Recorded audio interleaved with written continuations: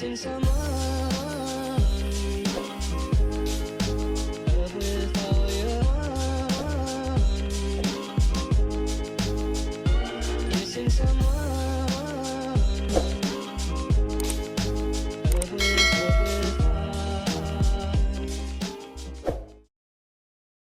What's up guys, welcome back to my channel. In this week's episode, I'm going to transform this beautiful client to give her a classic balayage that I like to do on a lot of new clients who have this type of grow out. So her color history, she has like an old balayage that she kind of just let grow out for a couple years.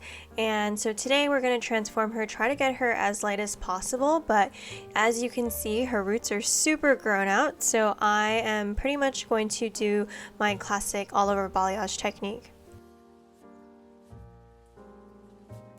So for this technique, I'm going to start off with doing a few baby lights around the hairline in the back. I do like to start in the back nape area section here, just so that I can rinse out my foils as I go and when they're ready. So I typically will do about maybe 1 or 2 baby lights just to kind of frame the hairline. That way when she wears her hair up, if it's in an updo, or if she wears her hair down, she can see some beautiful color around her face there. She also did tell me that she was going to get married in a few days, and this was pretty much the first time I've ever met her. So I was really excited to give her some wedding hair for her wedding in a few days, and our goal today was pretty much to get as light as possible. So after my 2 baby lights around the hairline, I'm just going to be slicing pretty much the rest of the head. So I went ahead and did like a baby slice in the back here. And so in between my slices, I will be saturating the ends, basically kind of doing like a tip out. So for my tip out, I do like to tease the hair very softly. I don't like to overly tease it. That way I can brush out the hair really well after we pull out the foils.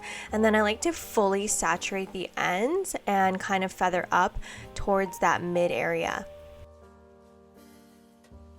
So since this is the back of the head below the crown, this is where we can leave a lot of the depth in her balayage. So my sectioning for my slices going up the head are probably, I would say, 1/2 inch in between each other. And I would say that for my back section here, I'm just taking 1 column of color. So I'm basically just slicing the middle of the back here and then pushing the hair that is outside of my slices to the sides. And then this way I can kind of just like pick out and tip out what I want to apply on the ends. That way we can have that look to where the ends are a lot lighter than the rest.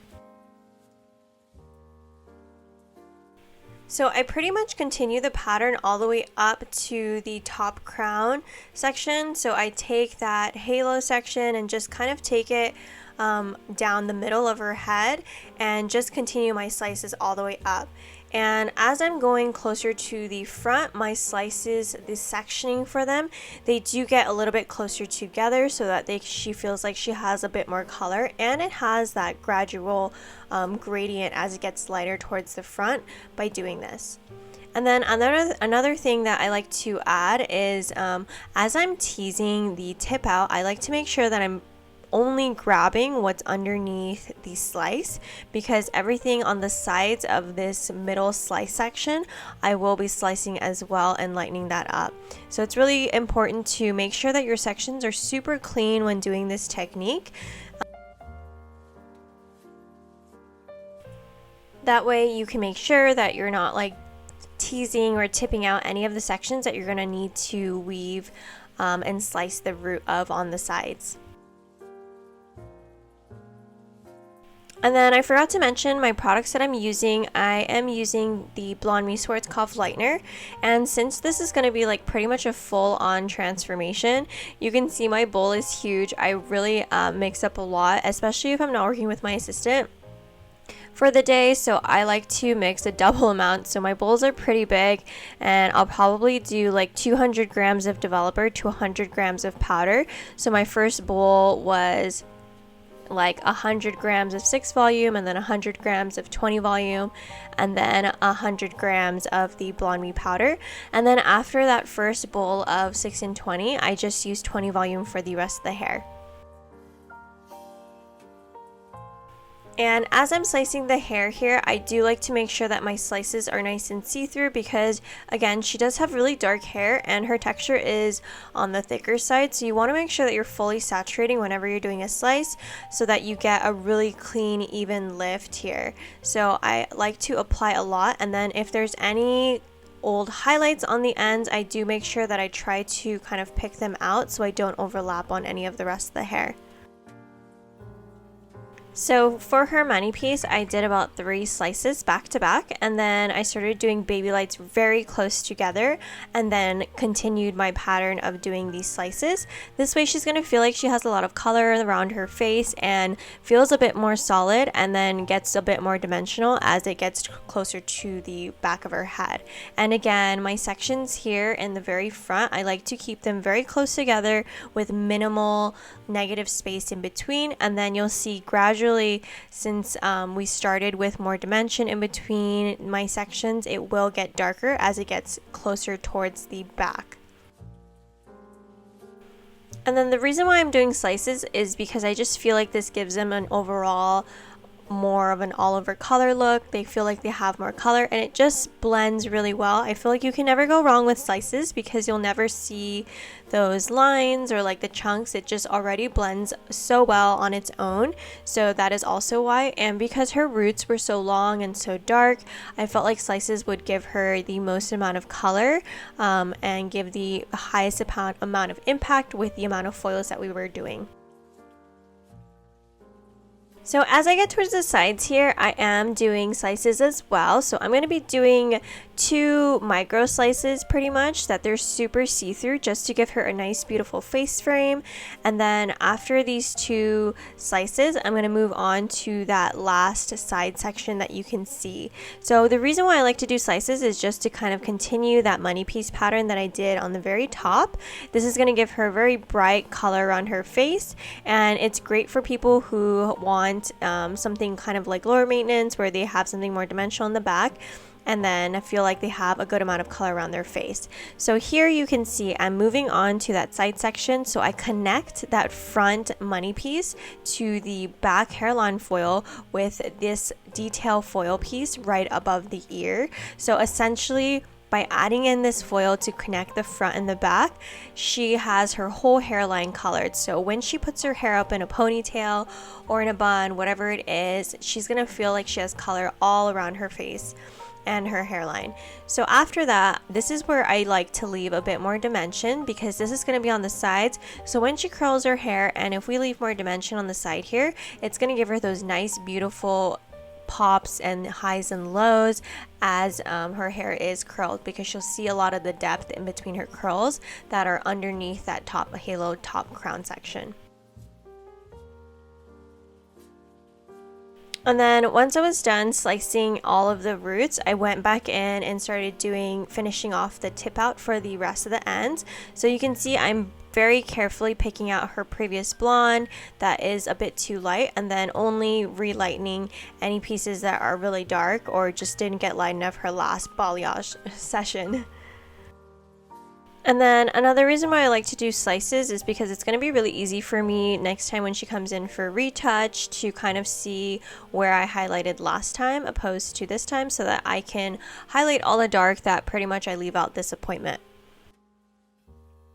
Okay, so when her foils pretty much reach, I would say a level 9, that is when I started to rinse out her hair. You can see she's got so much hair, a lot of foils, and she got a pretty even lift there. So we're going to be toning her later with the Pulp Bright Liquid Demis to kind of give her kind of like an ashy, brondy feel. She wanted to be super icy, but honestly to her hair, I felt like this was pretty much the lightest it could get in one go, considering how much depth and root she had. So now I'm going in with the Pulp Bright Liquid Demi. So for her root shade formula, I mixed up 7-0, which is a level 7 natural. And from the Liquid Demi line by Pulp Bright, their naturals are a bit on the ashier neutral side, which I really like because it cancels out the perfect amount of warmth every time. So I like to start in the back, and I like to paint this vertically up the head.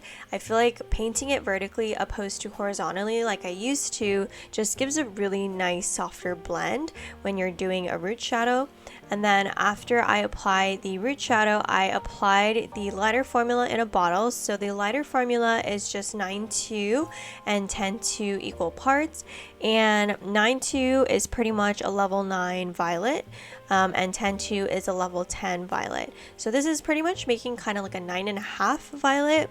And I like to apply it on the mid first and make sure that I fully saturate the mid, and then kind of brush it down to the ends. And then as I see it processing on the ends, I'll kind of see where it's still more brassy and start applying on the brassier areas first.